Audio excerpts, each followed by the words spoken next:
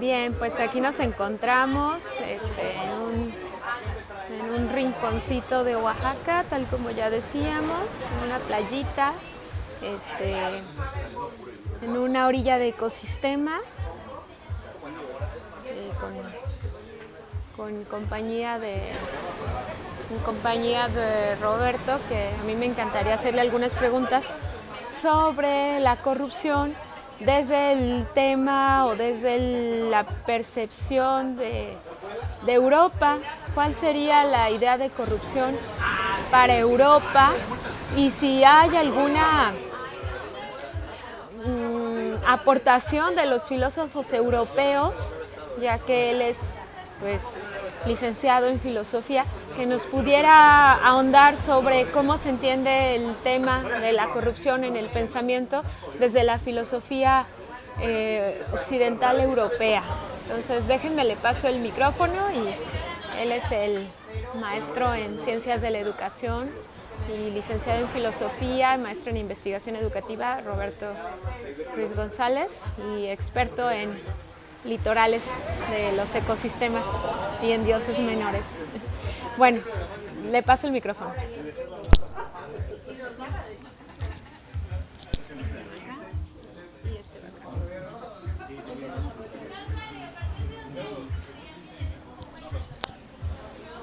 ¿Ahí se escucha? Sí, pero si te lo pones, se oye mejor porque no silba. ¿Ahí? Bueno, pues de lo que he estado escuchando en tus notas, pues ya prácticamente has reconstruido el concepto de corrupción. Desde esa etimología latina hasta más o menos como algunos casos a través de la historia, pues parece que la corrupción ha acompañado a la historia del hombre, ¿no? Y bueno, creo que lo que yo puedo ahondar o ampliar un poco sería el concepto de corrupción. Gracias. El concepto de corrupción desde las filosofías de la historia. ¿Qué quiere decir esto de las filosofías de la historia? Vamos hace rato en alguna de las cosas que leía Sandy, se hablaba de Manuel Kant, de cómo Manuel Kant se da cuenta que el conocimiento o la racionalidad se ha estado corrompiendo porque no tiene límites, y él se pone a hacer un ejercicio filosófico para ponerle los límites a la razón. Esto quiere decir que la razón tiene también ciertos temas de los cuales no tiene nada que decir, o si dice algo sería redundante o sería inútil tratar de ahondar en algunos temas donde la filosofía o la racionalidad podría dar círculos y círculos sin llegar a un propósito específico. Eso es lo que le interesa a Kant. Kant piensa que el conocimiento ha sido corrompido, ya que bajo la idea de la ciencia y del progreso, pues se vienen haciendo un sinnúmero de cosas que pueden ser, que se quieren hacer pasar por conocimiento científico. Entonces Immanuel Kant, al preguntarse cuáles serían los límites de esa racionalidad, pues empieza a encontrar algunos puntos, sobre todo la idea de que la percepción humana tiene sus propios límites, es decir, no todo lo humano es racional. Ya después se podría decir, Hegel diría que al revés, que todo lo racional es real y que todo lo real por lo tanto sería racional. Pero bueno, en términos muy concretos, Kant le pone límites al conocimiento científico y dice: hasta aquí puedes llegar tu ciencia, y más allá de la ciencia pues está el sentido común. Entonces el sentido común es el sentido de la moral, es el sentido de la cultura, es el sentido de la vida cotidiana, donde no regimos nuestras decisiones, no las regimos a partir de utilizar el método de la ciencia, ¿no? Sino que utilizamos otros recursos para validar lo diario, para validar lo cotidiano. Desde esa perspectiva, la corrupción se da en los cánones de la moral humana. La moral humana sería la que puede corromperse. Ese rato Sandy hablaba del que corrompe, lo corrompido, el corruptible, pero yo creo que aquí el tema es lo corruptible. ¿Qué es lo que se puede corromper y qué es lo que, aunque lo corrompas, no tendría ni siquiera sentido para la sociedad hacerlo? Y parece que en ese sentido tiene que ver con las leyes, tiene que ver con la moral. Hay ciertas cosas que están establecidas a partir de ciertos imaginarios sociales o a partir de ciertos usos y costumbres o a partir de ciertas tradiciones, y aunque tú lo consideres diferente, desde esas tradiciones y costumbres se piensan las cosas de alguna u otra manera, y pues aunque tú consideres que no deben de ser así, no tienes mucho que opinar porque no perteneces a ese contexto.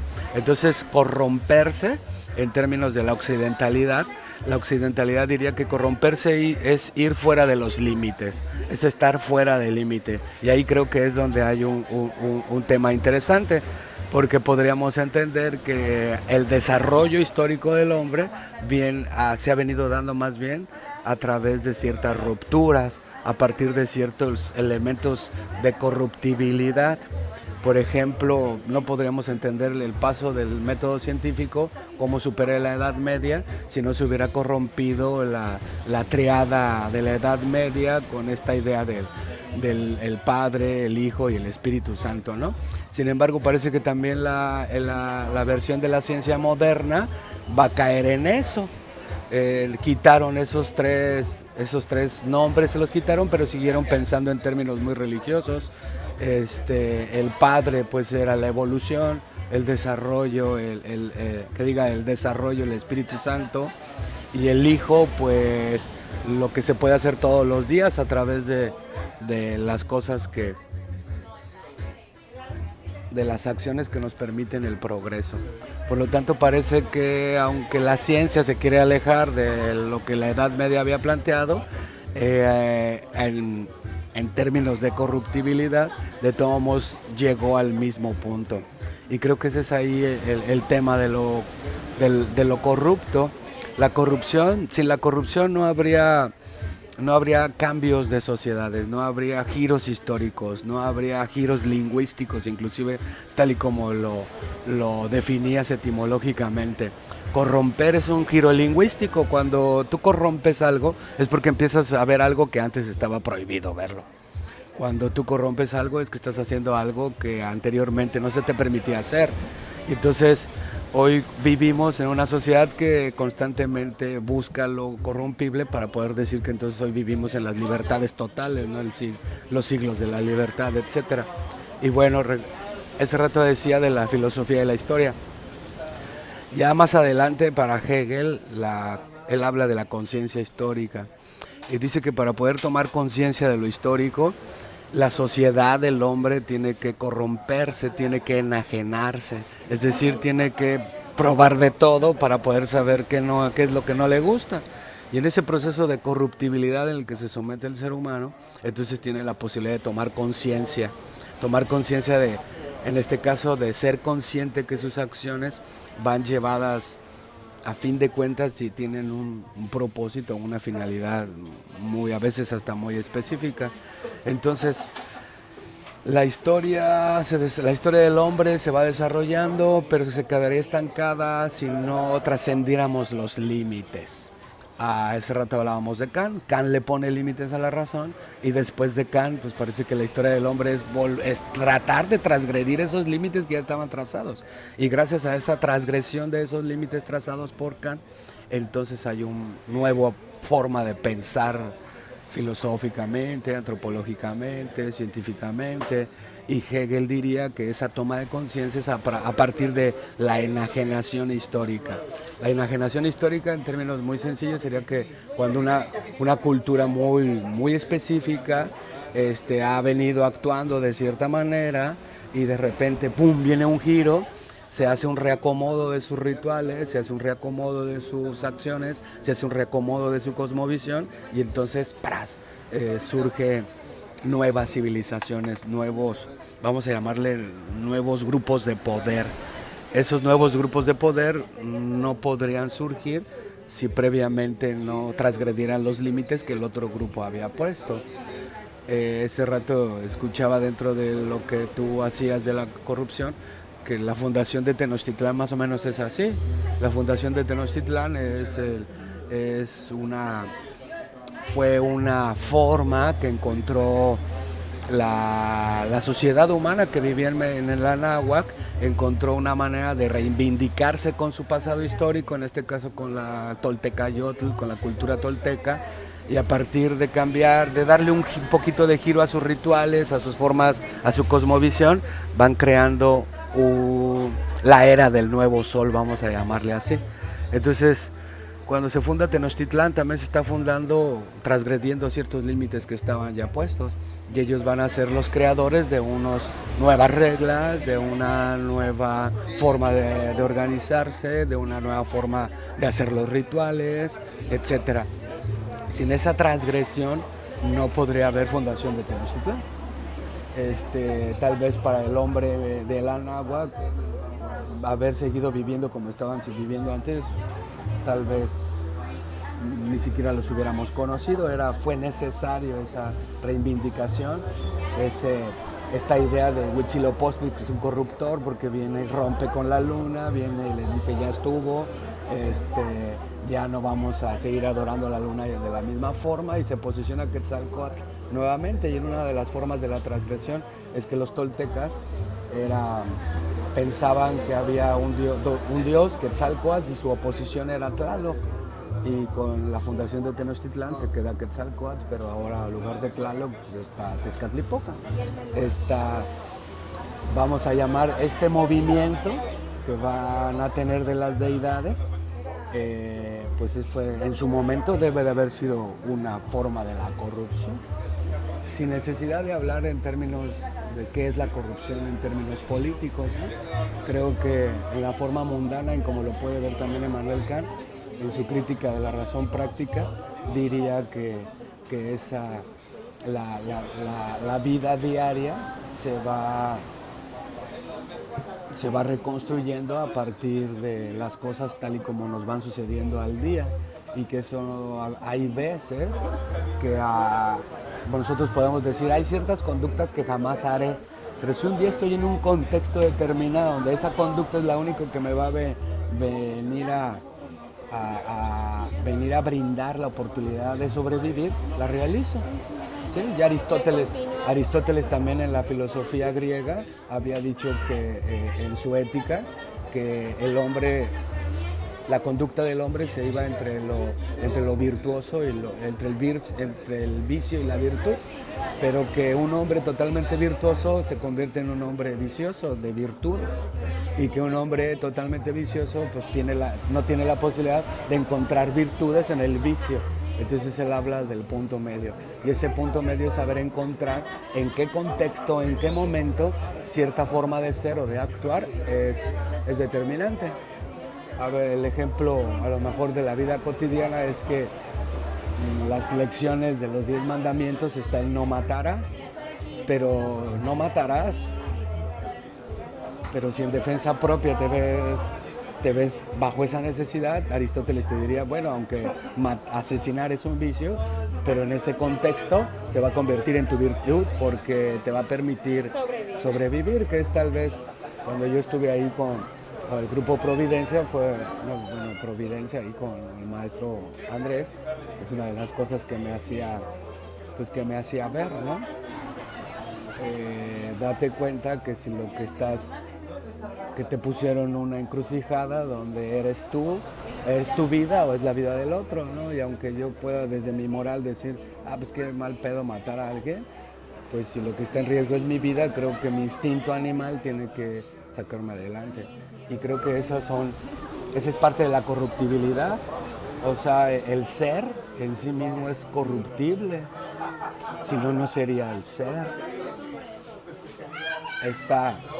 Por lo tanto, esta idea de la corruptibilidad es como el motor, la fuerza que le ha venido dando sentido al desarrollo, a la idea del desarrollo, a la idea del progreso científico y social en el que venimos viviendo.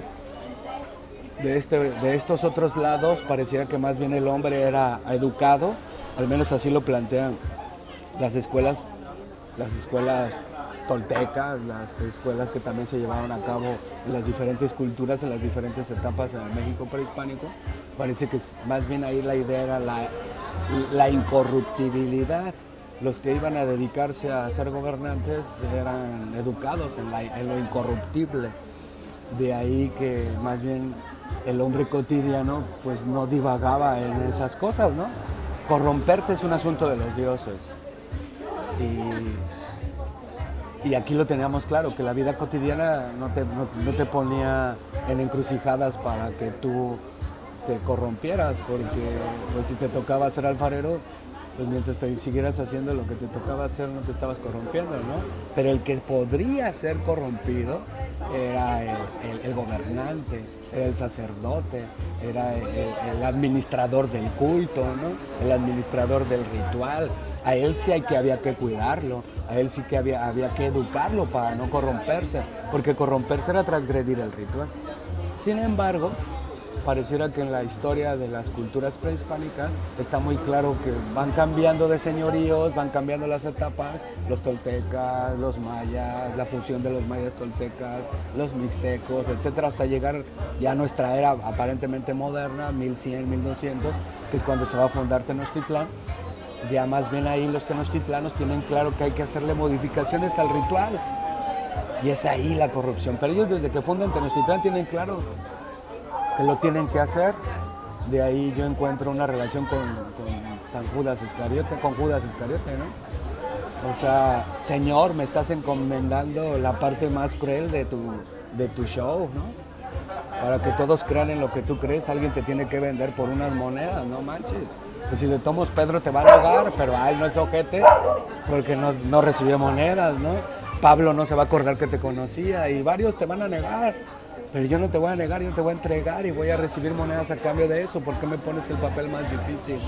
Le dice, pues sí, pero no va a haber show si tú no me vendes. Entonces, creo que al menos en la narrativa, en la posibilidad dramática de lo que puede ser el asunto de los 12 apóstoles y Jesús, está muy clara la función del traidor. Y tiene que recibir monedas. O sea, no nada más es, yo fui de chiva y dije dónde estaba Cristo. No, voy y te vendo y te cobro. Y todavía ahí cínicamente voy a estar sentado junto a ti con las monedas, ¿no? Al menos así nos lo da la iconografía religiosa, nos ponen a un Judas Iscariote así, ¿no? Pero creo que él muy en el fondo tiene claro esa tengo que hacerlo, ¿no? Igual como Huitzilopochtli, mamá Coatlicue, no te preocupes. Yo voy a matar a tus otros hijos y a tu hija con tal de salvar la estirpe. Y creo que salva la estirpe, si no, no estaríamos hablando, si no, no hablaríamos de la conquista de México Tenochtitlán, ni sería precisamente ese acto histórico precisamente ahí en ese acto histórico, en ese fenómeno histórico que es el encuentro de Hernán Cortés con Moctezuma, o la conquista de Tenochtitlán, es precisamente como a Todorov le llama, ¿no? No es la conquista de América, es la conquista del otro. O el occidental nada más vivía en un yo y le costó trabajo y le viene costando trabajo aceptar lo otro. Al parecer acá en nuestros mitos ya estaba incluido, la conquista ya era parte del destino. Sabíamos que había otras culturas, otros dioses, otros hombres, otras formas de ser, otras formas de pensar. Para nosotros no era sorpresa que llegaran del otro lado del mar. Al contrario, los estábamos esperando, ¿no? Entonces tenía que cumplirse el mito. De ahí también las pedradas a Moctezuma, ¿no? Oye, güey, pues defiéndenos, tenemos más ejército que esos güeyes. No, pero es que no podemos evitar el destino. Entonces Moctezuma se corrompe porque ya no hace aparentemente lo que el pueblo le dicta, pero él no era un hombre, él era un dios y tenía que sacrificarse como en el mito. A fin de cuentas los dioses se sacrifican para darle vida al hombre, y creo que en ese sentido pues se puede ya ver la diferencia entre lo que es la corrupción. Bueno, no la diferencia, se puede ver en dónde convergen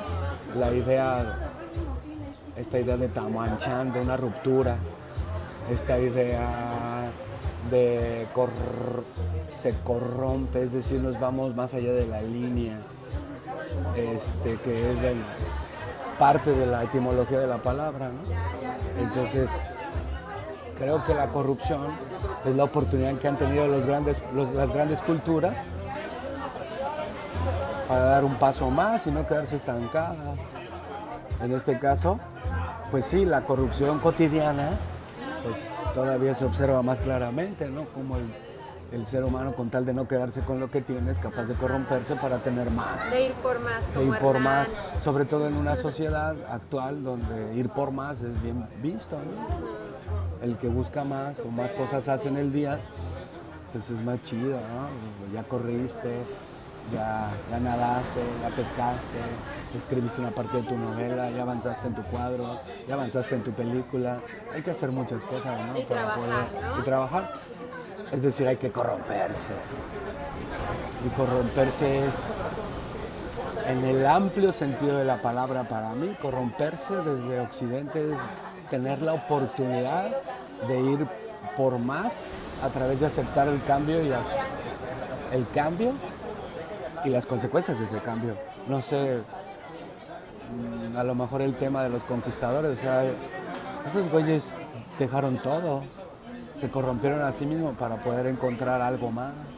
Esta idea que aparece en toda la historia de la humanidad, ¿no? El migrante emigra porque busca nuevas formas de vida y en esa emigración va corrompiendo a su ser. Y a la vez va corrompiendo al ser a donde llega. Digo, si pudiéramos hablar de un ser con S mayúscula y uno con una S minúscula, pues al final de cuentas el ser con S mayúscula no se corrompe, es incorruptible. Ahí hay algo de coincidencia, ¿no?, entre esa filosofía occidental y esta filosofía tolteca, donde el ser no se corrompe. El ser en minúsculo pues está hecho para corromperse, porque de otra manera, ¿cómo va a alcanzar a ser Dios, no? Y bueno, creo en ese sentido, no sé si estoy siendo claro, que para mi idea es que una ruptura, un romper el paradigma, un no seguir la regla, que sería como un anarquismo. Yo veo a la sociedad mexicana muy en un anarquismo, así como, la neta no es que no quiera hacerles caso, pero es que a mí mi sociedad, mi cultura, mi ser, me dicta que no tengo que hacer caso. Y en ese romper la regla, pues se da en términos muy generales. Al romper la regla pasamos a otro estadio. Y sin pasar a esos otros estadios, pues entonces no se podría cumplir el destino. Entonces, la corrupción para Occidente, dentro de lo que yo estoy diciendo, pensadores como Hegel, como Marx, como Nietzsche, acá en la idea de paradigma con Thomas Kuhn, la idea del anarquismo epistemológico en Paul Feyerabend, es romper la regla, porque si sigues haciendo lo mismo encontrarás lo mismo. Y si cuando las culturas caen en hacer lo mismo, están estancadas. Entonces es muy difícil decir que la corrupción es el espíritu de un pueblo, es el motor de un pueblo, sobre todo en momentos donde las sociedades tienen la idea de que la corrupción es un gobernante robando a un país pobre, ¿no? Y de hecho, si fuera muy pobre ese país no lo robarían. O sea, no sé, como que alguien nos quiere convencer de que siempre hay alguien que abusa de nosotros. Oye, ya para terminar, entonces los mexicas en este sentido del cambio eran corruptos y tenían esa conciencia de ellos. No sé si se alcanza a oír mi voz, pero... Sí, no necesariamente que ellos hayan dicho, vamos a ser corruptos, ¿no? Pero ellos tienen claro que van a cambiar el ritual. Ellos tienen claro que hay que fundar.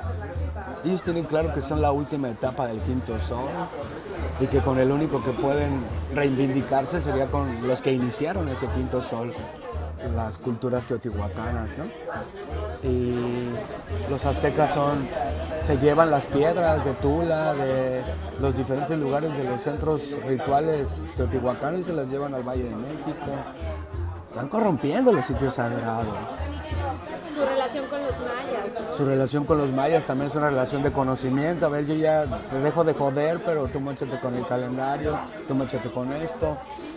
A fin de cuentas, ¿es por qué? Porque ahora yo tengo el poder y yo voy a administrar el conocimiento. Entonces, también los el mayas. simple hecho de haber tomado la decisión de ahora, el conocimiento está disperso. Hace falta volverlo a reunir y administrarlo. Suena muy bonito, ¿no? Suena hasta como de un héroe. Ay, voy a reunir todo lo disperso que te hace ser tú y lo vamos a revivir con estos rituales. Sí, qué chido, pero en esencia estás corrompiendo el sentido original de algo. Pero sin esa corrupción no se cumple el destino. Entonces creo que ellos son más bien, tienen esa conciencia histórica de la que andaba buscando los filósofos del siglo XIX y el siglo XX. Tenían conciencia de que fundar su ciudad iba a implicar muchas cosas nefastas. De hecho, las cosas nefastas ya estaban sucediendo antes.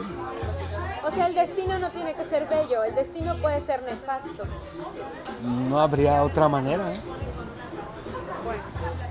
Digo, teniendo mucho cuidado en que los términos nefasto, corrupto, corruptible, están muy cargados de negatividad. Quizá por eso la mayoría le tenemos miedo a corrompernos, ¿no? O no nos gusta aceptar que nos corrompemos. De hecho,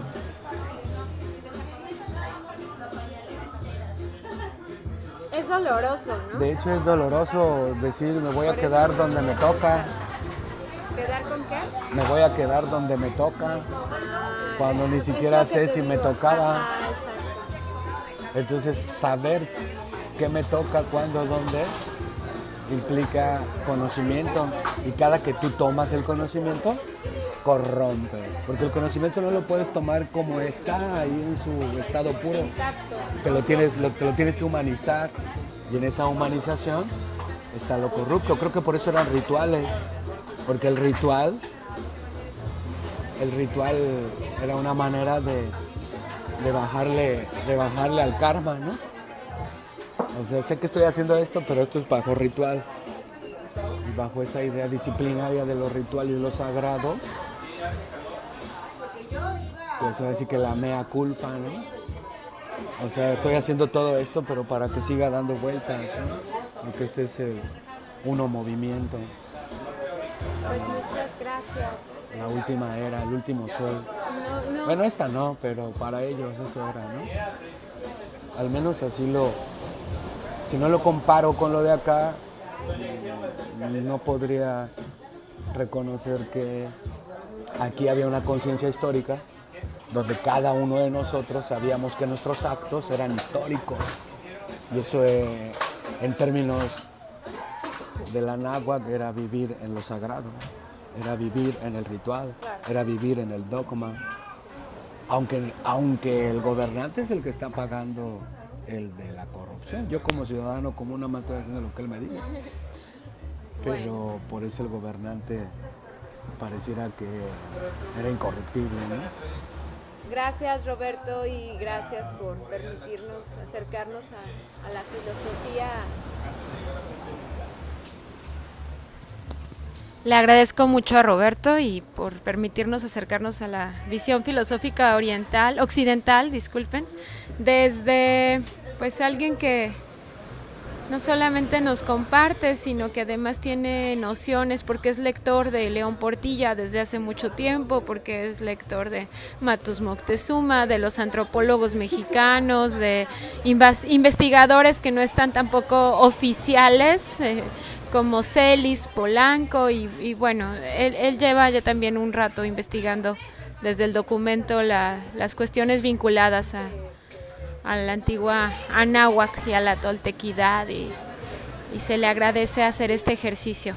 Gracias, pues, Roberto. Gracias a San Juditas Huitzilopochtli, que me brinda un poquito de coherencia y que tal vez me está haciendo ver que es la palabra, la técnica que tengo que trabajar para sacar este aullido que traigo en el oído. Gracias.